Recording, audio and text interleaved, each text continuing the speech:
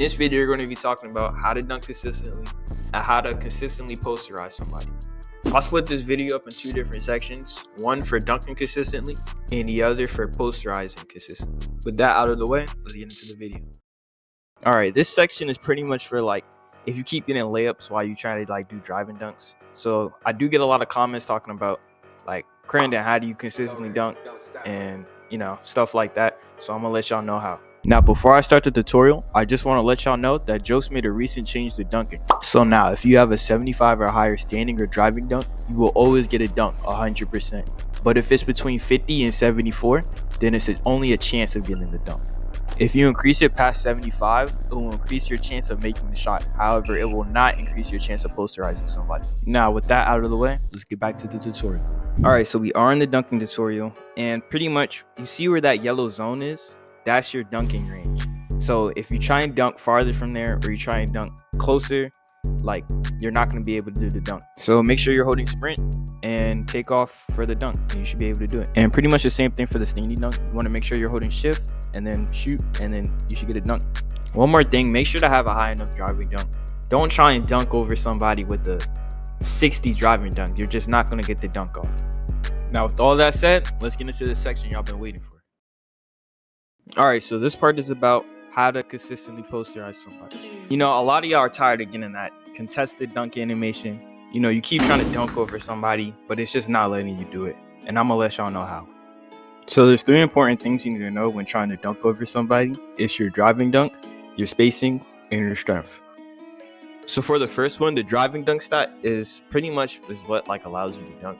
So if you have like an 80 driving dunk, you're going to get more dunks than somebody with a 60 driving dunk. If you have like a 60 driving dunk, you're not going to get any dunks off. But if you have like an 80 or 85, it's more consistent. So don't be expecting to dunk over somebody if you're on a shooter build with a 59 driving dunk. You're just going to get a layup. It's not going to happen. Now, the second thing you need to know is your spacing. If you're confused what I mean, look at these clips up here. So as you see, I have two clips side by side each other, so I can give y'all an example about the spacing. So pretty much what I mean by spacing is, you see how on the left side, the defender is like way closer, and on the right side, it's, they're more far back. They take off in the exact same zone, but the right side gets the dunk off and the left side doesn't. So spacing is pretty important when you're trying to go for a dunk. Like as you saw in those clips, the closer the defender is to you, the more likely like you're just not going to get it. But if you take off when they're further back, then you're more likely to get the dunk off. And this leads into the third most important stat for dunking over people. It's your strength. I see a lot of people having like a 40 strength or a 50 strength and then wondering why they can't dunk over bigs. So as you see in these two clips, on the left side, the build has a 60 strength, and on the right side, it has a 80 strength. And they're pretty much same badges, same stat wise, but look at the difference.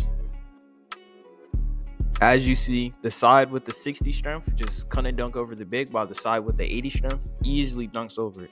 So y'all may be wondering, how do you increase your strength? Well, there's plenty of ways you can do it. One of the ways, you can upgrade it through your stats. You can do it through defuel, or you can do it through badges. The two badges I know that give strength is Enforcer and Posterizer. And I will be making separate videos on what the difference between Enforcer and Posterizer is, so stay tuned for those. All right, so that's pretty much all I have for this video. If y'all want any other video ideas, then leave it down in the comments below, and I'll see y'all later.